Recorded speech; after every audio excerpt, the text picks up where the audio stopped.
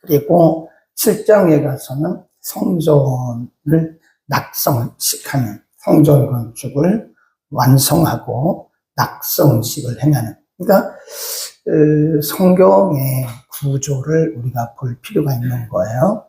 9장 중에 2장부터 6장까지 그러면 3분의 2가 솔로몬 왕의 사역 가운데 3분의 2가 성전 건축과 관련된 거다.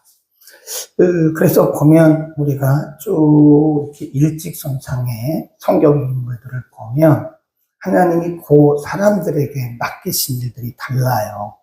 다윗은 다윗대로, 솔로몬은 솔로몬대로, 또 그 이후에 다른 다니엘이라든지 이사야라든지 그 인물들마다 맡기시는 그 사람의 특수 임무가 있더라고요. 그걸 우리가 뭐라고 했죠?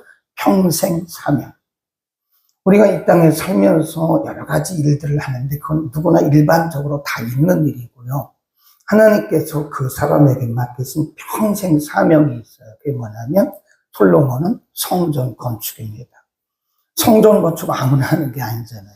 다윗 왕도 성전 건축을 하고 싶어서 그렇게 준비하고 기도했는데 하나님이 뭐라 그러죠? 너는 아니다. 너는 군인이라 피를 많이 흘렸기 때문에 성전을 건축할 수 없다. 근데 성전 건축은 아무나 하는 게 아니에요. 오늘날도 마찬가지입니다. 오늘날도 내가 돈이 있다고 해서 성전 건축하는 게 아닙니다. 내가 하고 싶다고 하는 것도 아니죠.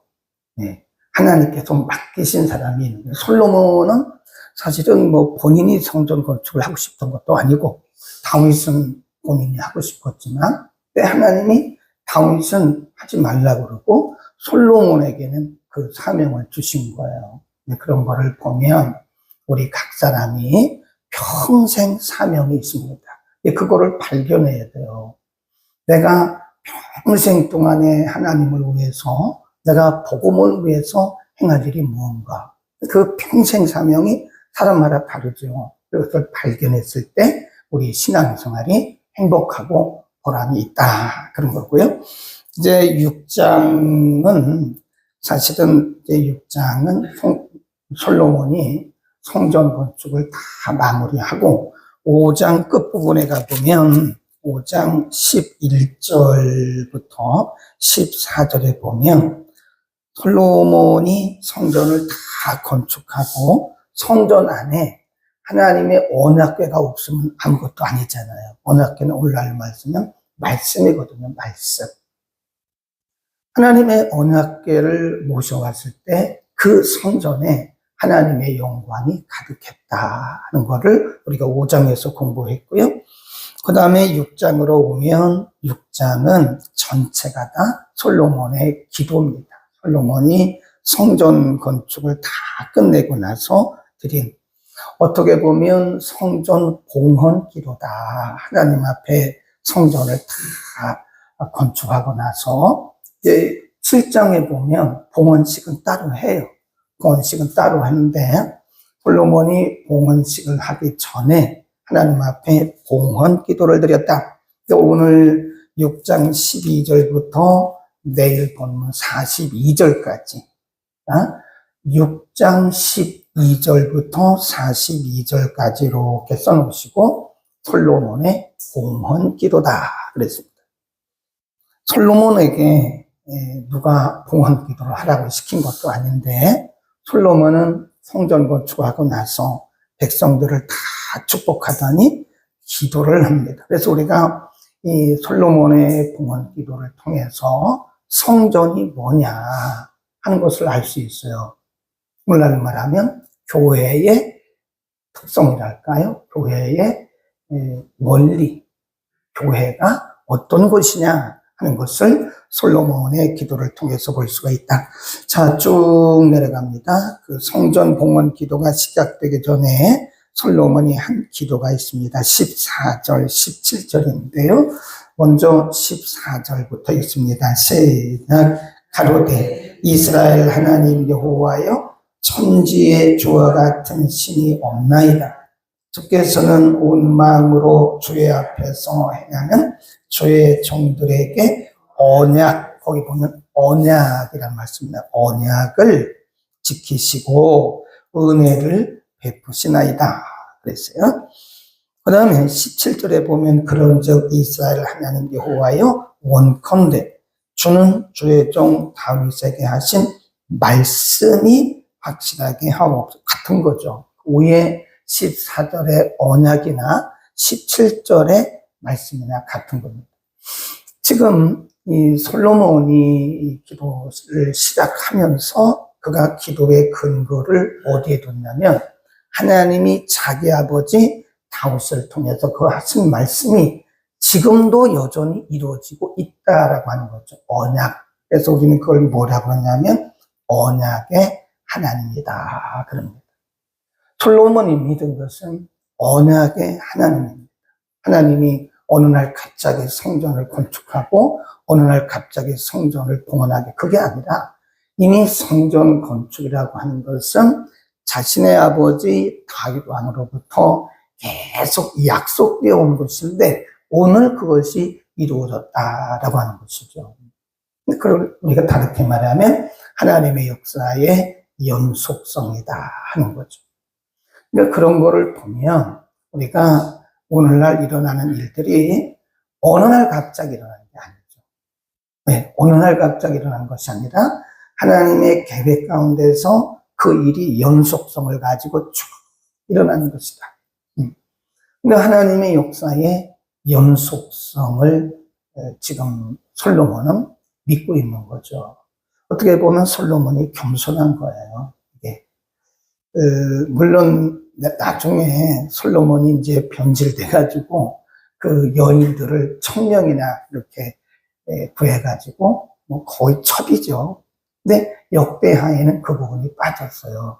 왜냐하면 역대하는 유다 백성들의 어떤 민족적 자존심, 또 유다 백성들의 신앙의 정체성, 이런 것을 가르치는 말씀이기 때문에 그 부분은 빼긴 했지만, 솔로몬은 이렇게 보면 그 솔로몬의 기도 가운데 솔로몬이 어느 날 갑자기 내가 성전 건축하는 것이 아니라 이것은 아버지 다윗때로부터 약속되어진, 언약되어진 것을 이뤘다라고 하는 것에 지금 초점을 맞춘 거죠. 그러니까 나의 공로가 아니다, 그런 뜻이죠. 솔로몬의 겸손이다라고 볼 수 있는 거죠. 하나님께서 다윗 왕으로부터 언약한 것을 오늘 이루신 것뿐입니다 라고 그는 겸손하게 기도하고 있고요. 그 다음에 밑으로 쭉 내려갑니다. 20절로 갑니다. 20절 시작. 주께서 전에 말씀하시기를 내 이름을 거기 두리라 하신 곳 이곳을 향하여 주의 눈이 주야로 보시며, 거기까지 주의 이름, 내 이름, 주의 눈. 어떻게 보면 지금 솔로몬은 그 영적인 부분을 깨닫고 있는 거예요. 그냥 지금 겉으로만 이렇게 화려하고 웅장한 건물로서의 성전, 솔로몬 성전이 굉장히 크고 아름다웠다 그래요. 네. 우리가 그 치수를 그냥 안 재고 그냥 시간이 없으니까 읽고만 지나왔는데, 여기 성경에 기록된 대로 그 치수, 그러니까 넓이, 높이, 그리고 그 안에 있는 내용물들을 다 보면요, 오늘날로 말하면 이거 수백억입니다. 수백억. 어마어마하게 크고 화려한 그런 성전을 건축해 놓고, 솔로몬이 생각한 것은 거기에는 별로 이렇게 큰 중점을 안 둬요. 겉으로 볼 때는 굉장히 크고 아름답고 성전 내부에 있는, 우리가 4장, 5장에 보면 성전 내부의 기명들을 공부했잖아요. 근데 솔로몬의 초점은 그게 아니라는 거예요. 20절에 보면 하나님의 이름. 하나님의 이름, 그리고 하나님의 눈. 거기 다시 보세요. 20절에 보면 주께서 전에 말씀하시기를 내 이름을 거기 두고, 또 거기 보면 주의 눈이 주야로 보시며 그러잖아요. 성전은 하나님의 이름이 있는 곳이고 또 하나님의 눈이 주야로 바라보는 것이다. 그러니까 이것을 우리 오늘 교회에 적용을 하면요, 교회는 건물이 아니에요. 솔로몬의 건물이, 솔로몬이 지은 성전이 그 건물로서 아름답고 웅장하고 그리고 굉장히 화려했지만 그보다 더 중요하고 핵심적이고 생명이 뭐냐? 하나님의 임재입니다. 하나님의 이름이란 말은 하나님의 임재를 상징합니다. 거기서 써놓으세요. 이름 옆에다가 임재. 하나님의 임재가 있고 하나님의 눈이 주야로 보시는 곳이다. 그러니까 성전은 오늘날로 말하면 교회는 건물이 아닙니다. 건물이 아무리 화려해도 하나님의 임재가 없다면 그것은 의미가 없는 것이다. 또 아무리 조직이 멋있고 시스템이 잘 되어 있어도 사실은 하나님의 임재가 없다면, 하나님의 임재가 없다면 그 교회는 의미가 없는 것이다. 그래서 마태복음 18장 20절에 보면 예수님께서 이런 말씀을 하셨어요. 두세 사람이 모인 곳에 나도 그들 중에 있느니라. 그다 써놓으세요. 마태복음 18장 20절에 보면 두세 사람이 모인 곳에 나도 그들 중에, 그 말씀을 그들 중에 성령의 임재를 의미하는 거죠. 그러니까 교회는 이 성도가 많든 적든 간에 내 이름으로 모인 그곳에, 장소도 문제가 아니죠. 네, 외형도 문제가 아니죠. 이 교회는 외적인보다 더 중요한 것이 예수 그리스도의 이름을 고백하고 예수 그리스도를 믿는 사람들 속에 하나님의 임재가 있다. 교회는 그거를 우리가 뭐라고 그러냐면 보이지 않는 교회, 무형교회라고 얘기합니다. 무형교회. 건물로서의 교회는 유형교회라고 그러고요. 보이지 않는 내 이름으로 모인 그곳, 성도들 모임을 우리는 무형교회라 그런다. 그래서 우리는 현대 교회가 하나님의 임재가, 물론 하나님의 임재 하시죠. 근데 하나님의 임재보다 자꾸 어떤 조직적인 외적인 그런 곳에 자꾸 우리가 중심을 두는 거예요. 그러다 보니까 나중에는 사람들이 모인 거죠. 사람들. 네. 오늘날 현대 교회가 다 그런 건 아니지만 사람 냄새가 안 나요. 사람들의 소리만 자꾸 커지지 하나님의 임재를 인정하고 거룩하고 겸손하게 하나님을 예배하는 것을 잊고 있다는 걸 잊고 있어요. 잘못하면. 그래서 성전은 하나님의 임재가 있는 것이다. 21절로 갑니다. 21절 시작. 종과 주의 백성 이스라엘이 이곳을 향하여 기도할 때에 주는 그 간구함을 들으시되 주에 계신 곳 하늘에서 들으시고 들으시사 사하여 주옵소서. 여기서부터 이제 솔로몬의 기도 내용이 구체적으로 시작이 되죠. 그러면서 21절에 뭐라고 했냐면 주의 종과, 자신이죠. 종과 주의 백성 이스라엘이 이곳을 향하여, 성전이죠. 하나님의 이름이 있는 곳, 하나님의 임재가 있는 이 성전을 향하여 기도하거든. 어디서 들으세요? 저위. 하늘에서 보시고 이들의 기도를 들으시고 사하여 주옵소서 이렇게 기도하잖아요. 그런 걸 보면 이 교회는 기도하는 것이다. 예수님도 그랬잖아요. 예수님이 십자가를 지시기 전에 예루살렘 성전에 들어가니까 사람들이 성전에서 돈 바꿔주는 일을 하는 거예요. 안식일에 돈 바꿔주고 거기서 비둘기 팔고 예수님이 보시고 돈 바꾸는 상태를 다 엎어버리셨어요. 그리고 비둘기 다 쫓아냈어요. 그걸 우리가 성전 정결이라고 그러잖아요. 그러면서 그 뒤에 예수님이 하신 말씀이 있어요. 이 전은 만민의 기도하는 곳인데 너희가 강도의 구려를 만들었구나. 그랬어요. 뭘 의미하냐면 교회의 상업화. 교회가 너무 이렇게 상업화되고 또 교회가 세속화됐다 하는 것을 오늘 우리에게 가르쳐 주는 거예요.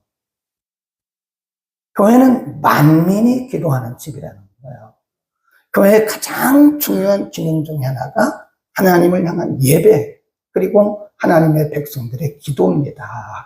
그런데 그 가장 기본적이고 본질적인 기능을 멀리하고 예배와 기도를 멀리하고 교회가 어떤 세속적인 모임이나 어떤 그런 비둘기 팔고 돈 받고 주고 그런 건 아니겠지만 이것이 혹시 세속화되거나 상업화되면 오늘 주님이 우리에게 오셔서 말씀하시기를 너희가 만민이 기도하는 집을 강도의 불혈로 만드느냐라고 책망할 수 있다는 거죠. 요새 나도 그들 중에 있다고 말씀하시고 내 집은 만민이 기도하는 집이라고 말씀하셨는데 이 새벽 예배가 없어지고 성도들 자체도 새벽 예배 체질이 아니에요. 새벽 예배 체질이 아닙니다. 우리도 보세요. 이렇게 새벽 예배에 나오시는 분은 정해져 있다는 특당. 그래서 제가 새벽 기도 오시는 분을 뭐라 그러죠? 순교자라고, 순교자. 쉽지 않아요? 그러나 교회들이 다시 이 기도하는 것, 물론 새벽 기도만 말하는 건 아니죠. 낮에 기도할 수 있는데, 근데 낮에 성전 찾아와서 기도하는 사람이 이렇게 많지 않아요. 있기는 있습니다. 이렇게 보면 퇴근하면서 들려서 기도하신 분이 한 두세 번 계세요. 두세 번. 꼭 퇴근하시면서 교회 들리시더라고요. 그리고 기도하고 가시더라고요. 근데 중요한 것은 현대 교회들이 교회는 만민의 기도하는 집이고 성전에 모여서 우리가 사도행전 2장 46절에 보면요. 초대교회가 날마다 성전에 모여 기도했다 그랬습니다. 우리는 교회가 예배와 기도가 핵심이고 본질이다. 성전을 아무리 크게 지었어도 사람들이 아무리 많이 모였어도 예배가 회복되지 않으면 이 기도가 점점 사라지고 기도의 영성이 약해지면 교회는 교회의 기능을 잃고 있는 것이다. 꼭 기억하셔야 됩니다. 그 다음에 22절로 갑니다. 만일 어떤 사람이 그 이웃에게 범죄함으로 맹죄시킴을 받고 저가 와서 어디에 있는 이천 성전에 있는 주의 단 앞에서 맹세하거든 주는 하늘에서 들으시고 24절 만일 주의 백성 이스라엘이 주께 범죄하여 적구가 패하게 되므로 주께로 돌아와서 주의 이름을 인정하고 이 전에서 주께 빌며 간구하거든 그러잖아요. 이 전에서 오늘날로 말하면 성전기도예요. 성전기도 중요합니다. 많은 분들이 그렇게 말합니다. 어디서든지 기도하면 되는 거지 집에서 기도 안 합니까? 그런데요. 성전에서 기도하세요. 난 집에서 기도한다고. 그런데요. 우리가 집에서 기도하는 것과 성전에서 기도하는 것은 우리의 자세 자체가 틀려요. 네, 우리 자세 자체가. 물론 우리가 있는 곳 어디서든지 기도해도 됩니다. 어디서든지 하나님의 임재가 있으니까요. 그러나 성전에서 모여서 기도하는 것은 또 달라요. 성전기도. 우리는 성전기도의 중요성을 다시 확인해야 됩니다. 어디서든지 기도하는 것 중요합니다. 그러면 굳이 솔로몬이 이런 기도를 할 이유도 없고, 그리고 오늘날 교회가 이렇게 존재할 이유도 없는 것이다. 교회들이 기도의 문을 다 닫았어요. 기도의 문. 아니, 성전 닫았다는 것도 아니지만, 성전의 문을 닫았다는 것도 있지만, 성도들이 기도의 문을 닫았다. 기도문. 한 사람 한 사람이 기도가 하나님 앞에 올라가야 되잖아요. 근데 그 기도의 문이 다 닫혔어요. 네. 그러니 이게 하나님과의 뭐라 그러죠? 교제? 하나님과의 교제가 소통이 이루어지겠냐고요. 그러니까 어떻게 보면 현대인들은요, 기도의 문을 다 닫아놓고요, 자기 생각대로, 자기 방식대로, 그럼 살아가는 거예요. 자기 경험대로 살아가는 거예요. 어떤 때 보면 어떤 분들이 내가 기도하고 주의 뜻대로 한다 이런 말을 들어보면 가슴이 덜컹덜컹해요. 내가 볼 때 저건 자기 생각인데 저건 자기 생각인 것 같은데 어떻게 그것이 내가 조금 기도하고 그 하나님의 뜻이라고 내가 기도하고 응답받은 거라고 이렇게 말들을 하는가? 물론 뭐 그럴 수도 있죠. 그런데 그 문제가 있을 때만 탁 기도하고 문제가 해결되면 기도를 또 덮어버려요. 한 경우에 그렇죠. 어떤 문제가 있으면 그 문제 해결을 위해서 기도 막 하다가 문제가 해결되잖아요. 그럼 기도의 문을 싹 닫아요. 그러고 보면 현대인들의 신앙생활이라는 게 기도의 영성이 정말 약하다. 네, 이 방송을 집에서 들으신 분도 가능하면 성전으로 오십시오. 집에서 기도하는 것과 성전에서 기도하는 것은 다를 거예요. 다를 겁니다. 성전 기도를 다시 시작하시기를 바랍니다.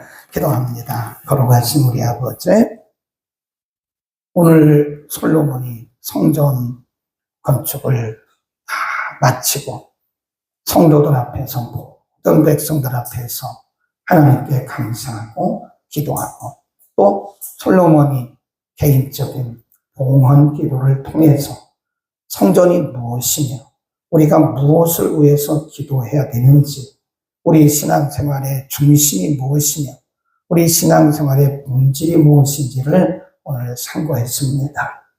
성전이 아무리 크고 훌륭하고 웅장할지라도 그곳에 하나님의 임재가 없는 것은 빈 성전입니다. 하나님, 오늘날 교회도 마찬가지입니다. 우리가 교회가 겉으로 아무리 크고 훌륭하고 웅장할지라도 조직이 잘 되었고 시스템이 좋아도 하나님의 임재가 없는 곳은 빈 곳이요. 기도가 사라진 곳, 기도의 문을 닫은 곳은 곧 하나님의 임재가 없는 곳임을 우리가 또 생각해 봅니다. 거룩하신 아버지, 우리 개인으로부터 다시 한번 기도의 영이 살아나게 하시고 모든 교회들의 예배가 살아나게 하소서.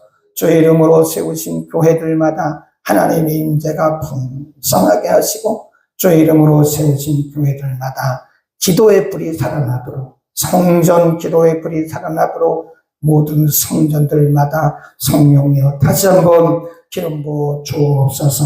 코로나 사건 이후에 얼마나 많은 교회들이 기도의 문을 닫았고 얼마나 많은 성도들이 기도의 문을 잠그고 있는지 모릅니다. 다시 한번 이 민족의 모든 교회들마다 기도의 문이 열리게 하시고